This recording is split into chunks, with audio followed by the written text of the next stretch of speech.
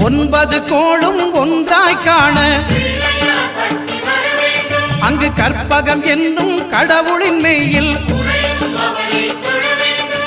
சூரியன் முதலாய் 9 கிரகமும் பலவித குணங்களை கொண்டிருக்கும் எங்கள் கற்பக தருவில் அவை வரும்போது ஒன்றாய் சேர்ந்து பலனளிக்கும்.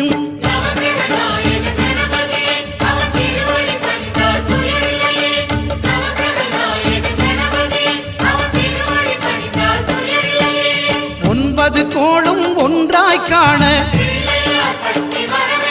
அங்கு கற்பகம் என்னும் கடவுளின் மெய்யில்